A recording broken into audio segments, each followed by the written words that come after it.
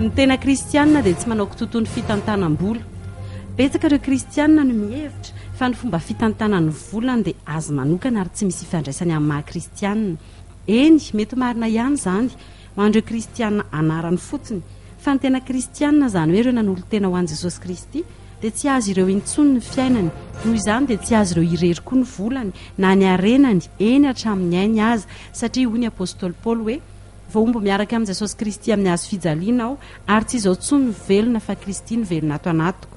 Fa izay ivelomako ankehitriny eo amin'ny nofo dia ivelomako amin'ny finoana ny zanak'Andriamanitra izay efa tia ka nanolotra ny tenany hamonjy ahy.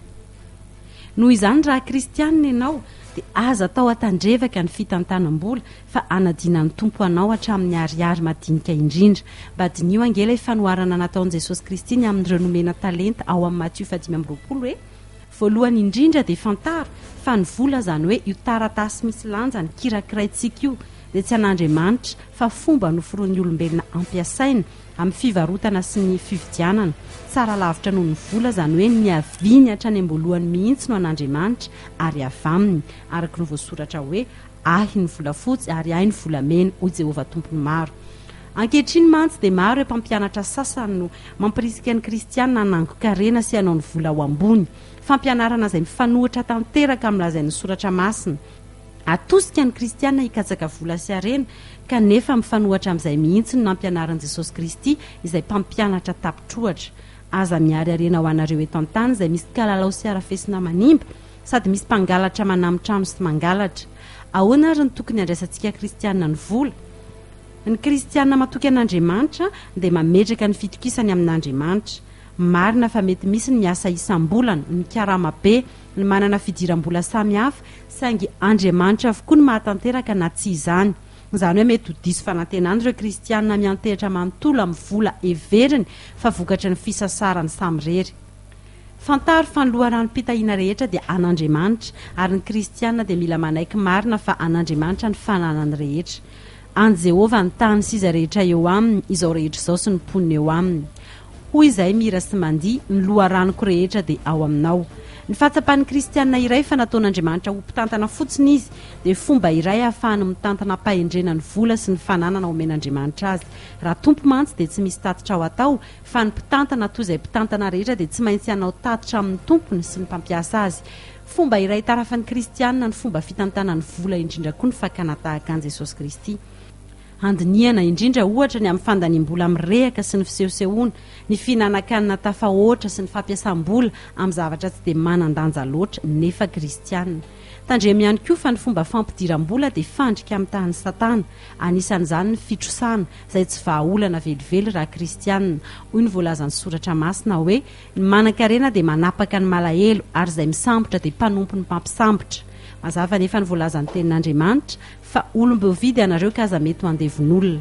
Mety hanana endrika manaitra ny fitrosana saingy fitaka ary maropoka kristianina maro ka mahavery ny fanahy ny aoriana kely. Ny fananan-trosa mantsy dia hitarika amina karazan'ota maro toy ny lainga, ny fitaka, ny fikatsahana vola fatratra sy ny fieremana.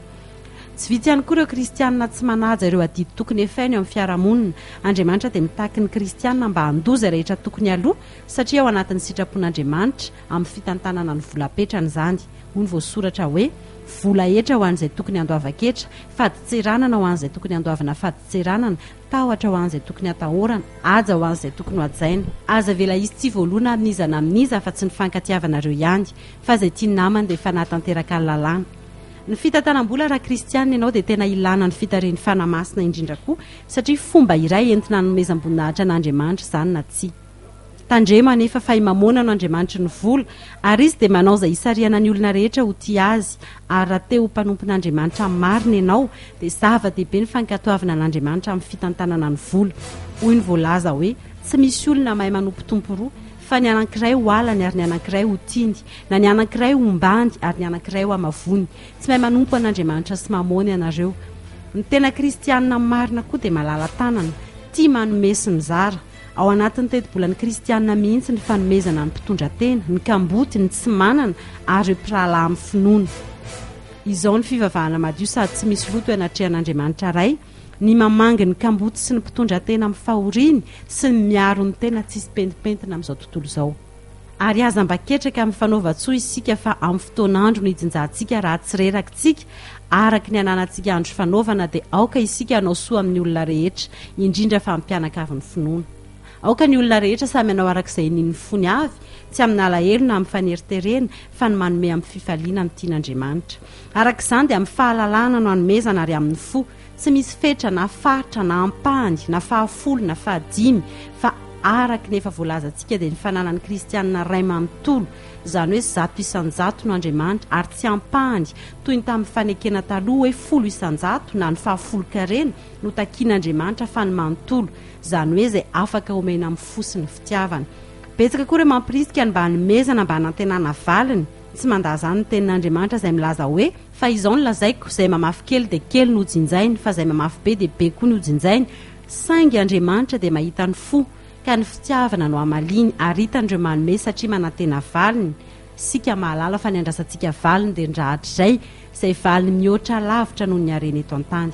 Mabe fanantenana tokoa ny voalazan'ny tenin'Andriamanitra ary matoky izy. Ary Andriamanitra mahay mampitombo ny fahasoavana rehetra ao aminareo mba hanananareo ny oniny rehetra mandrakariva amin'ny zavatra rehetra, ka hitombo amin'ny asa tsara rehetra araka ny voasoratra hoe na mafy izy eny nanome ny malahelo, ny famarinany mahatra mandrakizay ary izay manome voan'ny mpamafy sy ny mofo hoanina dia hanome sy habe ny voafafinareo ary hampitombo ny vokatry ny fahamarinanareo dia hanankarena amin'ny zavatra rehetra nareo ka handroso amin'ny itsi-po izay mahatonga ny fisaoranay an'Andriamanitra. Zava-dehibe ny valipity, sambatra ny manome noho ny mandray fa mbola tsara lavitra indrindra ny manana an'Andriamanitra ho harena sy rakitra tsara. Ary rehefa mahatsapa ny fitiavany ray ao amin'i Jesosy Kristy ny olona iray dia tsy sahy ampiohatra akory an'i Jesosy Kristy amin'ny vola sy harena izay mandalo ary hitandrina ny amin'ny fitantanany vola, hanomezany voninahitra an'Andriamanitra rainy ka anaiky ny voasoratra hoe ario eny amin'ny vovoka ny akoram-bolamena sy ny akoram-bola fotsy, eny ario eny amin'ny vato eny andohasandrika ny volamena avy any Ofira, fa ny tsotono akoram-bolamenanao sy akoram-bola fotsinao ary ho vola fotsy mamirapiratra ho anao.